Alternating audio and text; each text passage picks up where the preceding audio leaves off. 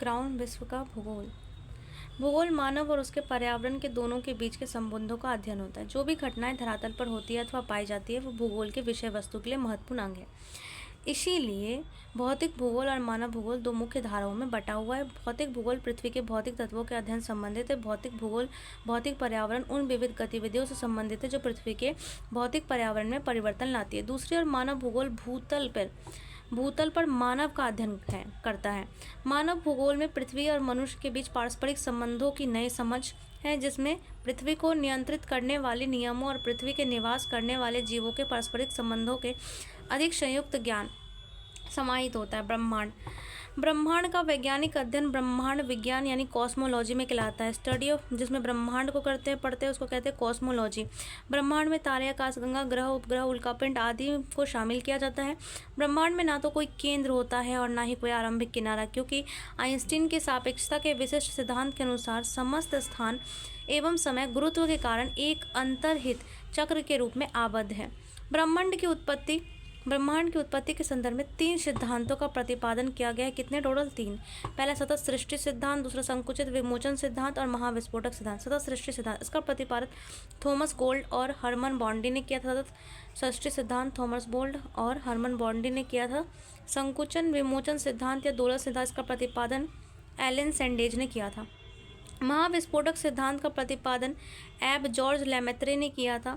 सतत सिद्धांत का गोल्डन और हरमन बॉडी, संकुचन का एलन सैंडेज और महाविस्फोटक का एब जॉर्ज लेमेत्रे।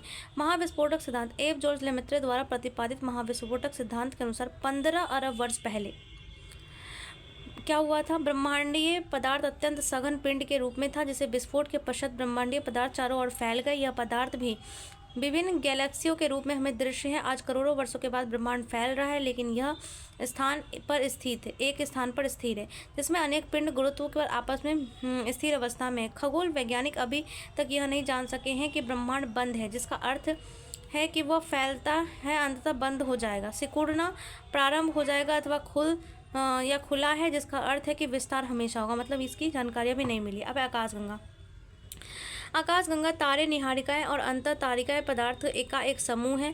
ये एक आकाशगंगा करोड़ों तारों का परिवार है और ये अपने गुरुत्व से आपस में एक दूसरे को रोके रखते हैं। ये आकाशगंगाएं गैस, धूल के साथ तारों से संगठित होते हैं। आकाशगंगा आकृति के आधार पर 3 होते हैं: सर्पिल आकाशगंगा, दीर्घवृत्ताकार और अव्यवस्थित। मंदाकिनी, हमारी आकाशगंगा का नाम क्या है? मंदाकिनी, यानी दूध मेखला या मिल्की वे की आकृति कैसी है? सर्पिलाकार है। हमारी आकाशगंगा की आकृति सर्पिलाकार है, जिसकी 3 भुजाएं हैं। इनमें से सूर्य से दूसरी भुजा पर स्थित है। इनमें सूर्य क्या है? इनमें से दूसरी भुजा पर स्थित है, जिसके टोटल 3 भुजाएं हैं। हमारी आकाशगंगाओं का व्यास जो है 1 लाख प्रकाश वर्ष है। मंदाकिनी का, जो सूर्य के प्रकाश केंद्र से लगभग 2/3 बाहर की ओर है। कितना? 1 लाख प्रकाश वर्ष। आकाशगंगा का एक चक्कर पूरा करने में 2250 लाख वर्ष लगता है। सूर्य की आयु की गणना की जाए तो अब तक इनमें लगभग 30 चक्र पूरे किए हैं। हमारी आकाशगंगा के निकटवर्ती पड़ोसी आकाशगंगा देवयानी है, जो 20 लाख वर्ष दूर है। निहारिका, आकाशगंगा में स्थित निहारिका धूल और गैस के मेघ है। यदि गैस उद्दीप्त होती है अथवा मेघ सीधे प्रतिबिंबित होते हैं अथवा अधिक दूरी की वस्तुओं पर प्रकाश ढक जाता है और निहारिका दिखाई देती है। तारा क्या है? तारे उन चमकती हुई गैस के भाग होते हैं जो निहारिकाओं से उत्पन्न होते हैं। यह आकार, द्रव्यमान, तापमान में सूर्य के व्यास का 405 गुना छोटे और 1000 गुना बड़े होते हैं और इनका द्रव्यमान सूर्य के द्रव्यमान से 1/20 से 50 से ऊपर और इनकी धरातल की तापक्रम जो है 3000 डिग्री से 50,000 डिग्री सेल्सियस तक पाया जाता है। तारों का रंग उनके तापमान पर निर्भर करता है और उनकी आयु का सूचक होता है। जो तारा जितना चमकीला होता है उसकी आयु उतनी ही कम होती है। तारों में पाई जाने वाली गैसों में हाइड्रोजन 71%, हीलियम 26.5 और अन्य तब 2.5% होते हैं। तारों में हाइड्रोजन को हीलियम में संलयन की प्रक्रिया पाई जाती है। तारों का जीवन। ब्रह्मांड अनंत गैलेक्सियों का सम्मिलित रूप है। प्रत्येक गैलेक्सी में लाखों तारे हैं, जिनका निर्माण निहारिकाओं से होता है। गुरुत्वाकर्षण बल से गैस एवं धूल के बादलों को गोले आकार में संगठन, गति, उच्च ताप संलयन अभिक्रिया एक तारे के निर्माण के कारक हैं। क्या क्या है? आकार में संगठन, गति, उच्च ताप संलयन अभिक्रिया। तारे के विकास क्रम में प्रथम अवस्था प्रोटोस्टार का निर्माण है। प्रथम अवस्था क्या? प्रोटोस्टार का निर्माण है। इसके बाद तारा विकास की एक मुख्य अवस्था में प्रवेश करता है। सूर्य के आकार का तारा इस अवस्था में 10 बिलियन वर्ष तक रहता है। इसके पश्चात तारे का हाइड्रोजन विनिष्ट होने लगता है और इसकी मृत्यु अग्रसर हो जाते हैं। लाल दानव, ये मृत्योन्मुखी तारे होते हैं। जब किसी तारे में हाइड्रोजन घटने लगता है तो उनमें लालिमा दिखने लगती है, इसलिए इन्हें रेड जॉइंट कहते हैं। मतलब कोई जो तारा होता है वो मृत्योन्मुखी होने लगता है तो उसमें लालिमा दिखने लगती है।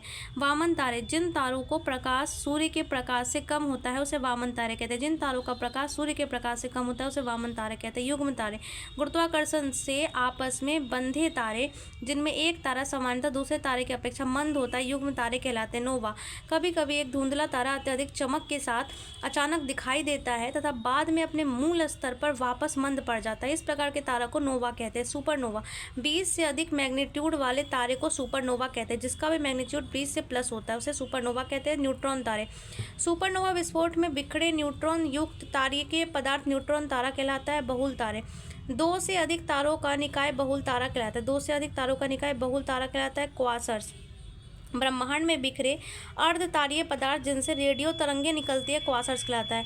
ब्रह्मांड में बिखरे अर्धतारीय पदार्थ जिससे रेडियो तरंगें निकलती है, क्वासर्स कहलाता है। किसी तारे के जीवन की अवधि उसके आकार पर निर्भर करती है। सूर्य के आकार एक सोलर द्रव्यमान यानी 1 सोलर मास के तारे की अवधि 20 बिलियन वर्ष होती है। सूर्य के तारे की अवधि, तारा जितना बड़ा होता जाएगा उसकी जीवन अवधि उतनी कम होती जाएगी। जितना तारा बड़ा होगा उसकी जीवन अवधि कम होती जाएगी। सूर्य से 50 गुना बड़े तारे का जीवन सिर्फ कुछ मिलियन वर्ष ही है। विकास की मुख्य अवस्था से निकलकर तारा वृद्धि अवस्था की ओर अग्रसर होता है जिसमें उसकी बाहरी सतह फैलती है और वह ठंडा होता है, उसी चमक कम हो जाती है और इस स्थिति में रक्त दानव या रेड ज्वाइंट या सुपर रक्त दानव या सुपर रेड ज्वाइंट कहते हैं। रक्त दानव या सुपर रक्त दानव अवस्था में क्रमशः नोवा और सुपरनोवा विस्फोट के पश्चात तारा अपने आकार के अनुरूप मृत्यु की 3 दशाएं कृष्ण वामन, न्यूट्रॉन स्टार और कृष्ण वीवर में से कोई एक प्राप्त कर लेता है, जो इस प्रकार है।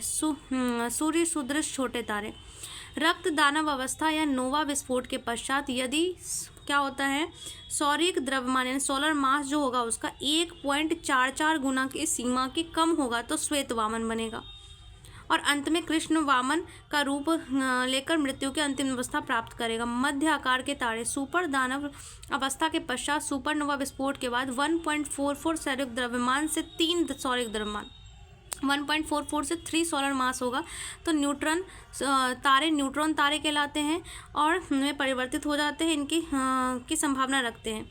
और बड़े आकार के तारे, सुपरनोवा विस्फोट के पश्चात 3 सौरिक द्रव्यमान से अधिक अवशेष वाले तारे कृष्ण वीवर या ब्लैक होल में परिवर्तित हो जाते हैं। चंद्रशेखर सीमा, भारतीय वैज्ञानिक सुब्रमण्यम चंद्रशेखर ने 1930 में सौरिक द्रव्यमान की एक निश्चित सीमा निश्चित की थी जिसके अंदर के तारे श्वेत वामन बनते थे। मतलब कि भारतीय वैज्ञानिक थे सुब्रमण्यम चंद्रशेखर, उन्होंने 1930 में सौरिक द्रव्यमान की एक सीमा निश्चित की जिसके अंदर के तारे श्वेत वामन बनते थे, जिसके ऊपर के अवशेष द्रव्यमान वाले तारे न्यूट्रॉन तारे या कृष्ण वीवर के रूप में परिवर्तित होते थे और वह सीमा थी 1.44 सोलर मास की। चंद्रशेखर सीमा नोवा या सुपरनोवा विस्फोट के बाद बचे अवशेष तारे के द्रव्यमान को सुनिश्चित करती है या होती है।